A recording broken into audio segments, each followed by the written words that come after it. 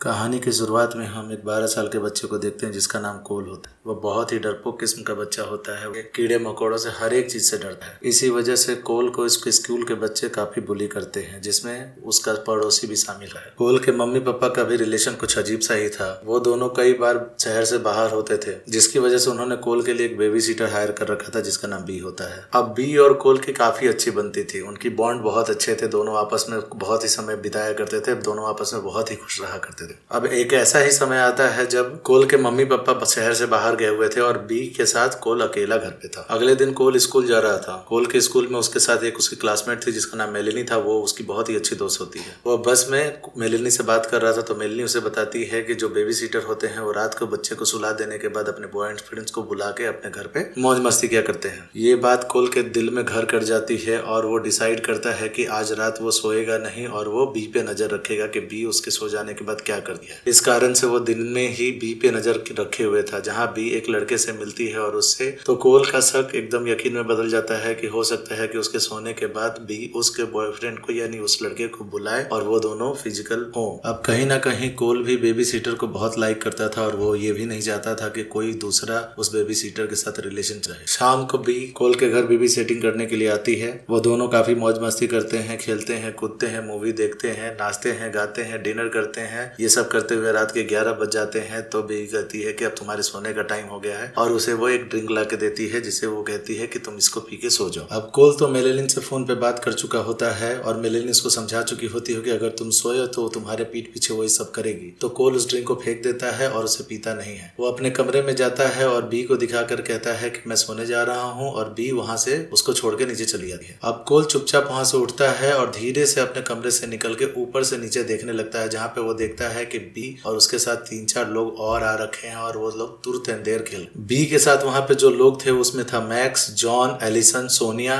और जो जिस लड़के से आज वो मिली थी वो उसका नाम सैमुअल था। बी और उसके 5 दोस्त तुरंत अंधेर खेल रहे होते हैं, जिसमें बी के पास डेयर करने का लिए आता है। वो डेयर में कहते हैं कि तुम्हें सबको किस करना पड़ेगा, तो बी धीरे धीरे सबको किस करने लगी है। पर वो जैसे ही सैमुअल को किस करने जाती है और सैमुअल उसको किस करने लगता है, वैसे ही वो 2 चाकू निकालती है और उसके सिर में मारती है, जिससे सैमुअल का सिर फट जाता है और उसके सिर पे से खून निकलने लगता है। वैसे ही उसके सारे दोस्त वहां आके किसी बर्तन में उसके खून को इकट्ठा करने लगे। ऊपर से कोल ये सब देख रहा होता है। जैसे ही वो इस सीन को देखता है वो तो बहुत चौक्का रह जाता है और डर के मारे पागल हो जाता है। नीचे का सीन देख के कोल समझ जाता है कि बी कोई शैतानिक रिचुअल करने वाली होती है। तभी बी वहां पे एक बॉक्स लेके आती है जिसके अंदर से वो एक बुक निकालती है और वो बताती है कि ये दुनिया में सिर्फ इकलौती बुक है जिसके द्वारा हम लोग शैतानिक रिचुअल कर सकते हैं और जिसकी बलि दी जा रही है उसके खून से जब इसको देंगे तो उसके बाद ये हमारी एक विश पूरी करेगा। इसके लिए हमें एक बच्चे के खून की भी और जरूरत है। अब कोल को समझ में आता है कि वो बच्चा जिसका खून उसे किताब पे और चढ़ाया जाएगा वो वही है। वो डर के मारे अंदर रूम में जाके छिपने की कोशिश करता है। कोल जैसे ही रूम में जाता है उसके दिमाग में एक आइडिया आता है। वो फोन उठाता है और 911 को कॉल करके सारी बात बता देता है। पुलिस वाले एक कोड देते हैं और उसे बोलते इंतजार करने के लिए बोलते हैं। कोल चुपचाप सोने का नाटक करने लगता है। थोड़ी देर में बी और उसके दोस्त उस कमरे में आते हैं।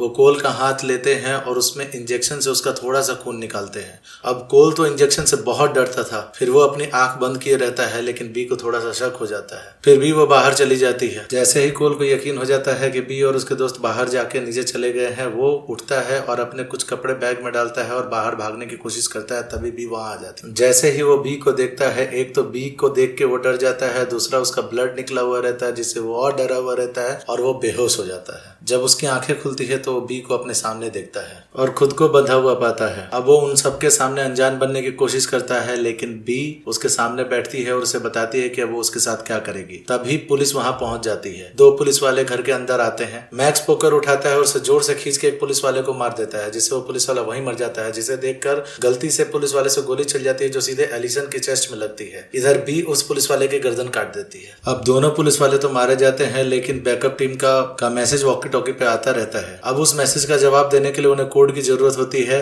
तो बी कोल को बहुत धमकाती है और धमकाने के बाद उसे कोड पूछती है तो कोल वो कोड बता देता है। तो मैक्स वहाँ पुलिस वालों को वो कोड बताकर बताता है कि यहाँ पे सब कुछ अंडर कंट्रोल है, यहाँ पे कोई दिक्कत नहीं है, आपको आने की जरूरत नहीं है। जब ये चल रहा होता है तो कोल इसी बीच में अपनी रस्सी को काट के वहां से भाग जाता है। अब कोल भागता हुआ अपने ऊपर वाले कमरे में जाता है, जिसके पीछे जॉन भी उसके पीछे पीछे भागता हुआ आ जाता है। तभी जॉन का पैर एक रोलर पे पड़ता है और वो स्लिप करके पीछे की तरफ गिर जाता है, जहाँ नुकीली चीज उसके सिर में लगने के चलते उसकी भी बुरी तरह से वहां मौत हो जाती है। ये सब देख के मैक्स और बी तुरंत ऊपर की तरफ भागते हैं। तब तक कोल खिड़की के थ्रू बाहर भाग चुका होता है। कोल खिड़की से उतरकर नीचे अपने बेसमेंट वाले रूम में जाकर छुप जाता है, जहाँ पे सोनिया उसका पीछा करते हुए आती है। अब सोनिया चाकू लेकर कोल को ढूंढ रही होती है तो कोल एक बड़ा सा रॉकेट उसकी तरफ छोड़ देता है। सोनिया बड़ी चालाकी से उस रॉकेट से बच जाती है, लेकिन कोल भी बहुत चालाकी दिखाता हुआ बाहर निकल जाता है और सोनिया को उसी स्टोर रूम में बंद कर देता है। अब कोल सोनिया के ऊपर इंसेक्ट रिपेलेंट स्प्रे करता है। अंदर आग होने की वजह से वहां पे ब्लास्ट हो जाता है और सोनिया मारी जाती है। ब्लास्ट की आवाज सुन के मैक्स वहां पहुंच जाता है। वो ताली बजा के उसको बोलता है कि तुमने बहुत ही अच्छा काम किया, और मैक्स उसको मारने लगता है। तभी रात को कोई उसके खिड़की पे अंडे फेंकने लगता है तो मैक्स कहता है ये अंडे कौन फेंक रहा है, तो वो बताता है कि मेरा नेबर जेरमी है जो मुझे बुली करता है, वो अंडे फेंक रहा है। तो मैक्स उसे वहां पे भेजता है और कहता है कि तुम उससे लड़ के आओ। कोल जेरमी से लड़ने जाता है लेकिन उसे लड़ नहीं पाता है और पिट के वापस चला आता है, जिसमें मैक्स हंसने लगता है। तो वो कहता है कि मैं तुम्हें मार डालूंगा। तभी कोल अपने ट्री हाउस पे चढ़ने लगता है तो मैक्स भी पीछे पीछे उसके ऊपर चढ़ने लगता है। जब ऊपर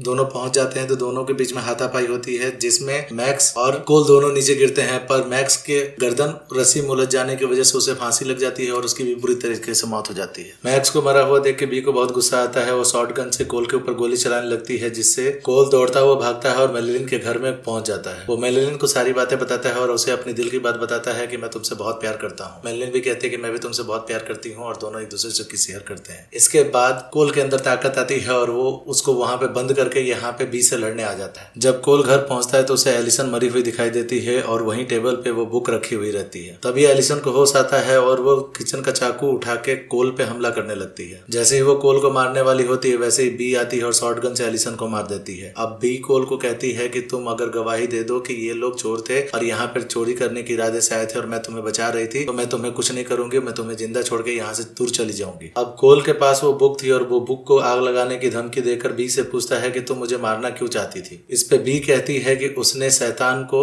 एक बच्चे की बलि देने के लिए वादा किया है, जिसके चलते वो उसे मारना चाहती थी। बी उसे ये भी बताती है कि वो पहला इनोसेंट बच्चा नहीं है जिसे उसने फंसाया है। वो जगह जगह पे जाती है और इसी तरह से इनोसेंट बच्चों को फंसा के उनकी बलि दे दिया करती है, ताकि उसे वो सब कुछ मिल सके जो वो चाहती है। तभी कोल उस बुक में आग लगा देता है और आग लगाने के बाद वो बाहर भागता है। बी उस आग को बुझाने की कोशिश करने लगती है। कोल बाहर आकर मेलिलिन के फादर की कार में घुस जाता है और कार को चलाता हुआ और अपनी दीवार को तोड़ता हुआ सीधे बी को टक्कर मार देता है। बी कार के नीचे दब जाती है। अब गाड़ी के नीचे दबने के चलते बी मारी जाती है। थोड़ी देर के बाद वहाँ फायर फाइटर्स आते हैं। कोल मेलिलिन के साथ बैठा हुआ रहता है और ये सब कुछ हो जाने के बाद सबको ये दिखाई देता है कि कोल ने अपने डर पे काबू पा लिया था। अब उसे किसी बेबी सीटर की जरूरत नहीं पड़ती है। थोड़ी देर के बाद एक फायर फाइटर जैसे ही आग बुझाने के लिए कोल के घर के अंदर जाता है, वैसे ही बी उस पे हमला करके उसे मार देती है और बी वहां से गायब हो जाती है। इसका मतलब ये होता है कि बी अभी मरी नहीं है और इसका सेकंड पार्ट आएगा।